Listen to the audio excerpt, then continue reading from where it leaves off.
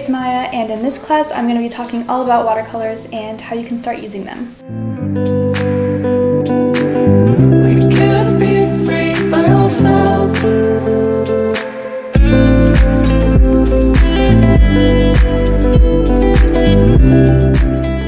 So watercolors are actually the very first paint that I ever used, and ever since then it has been my favorite medium. Since I've been using watercolors for such a long time now, I am able to share my experience with them, my tips, my techniques. So that's basically what this class is going to be. We don't need that.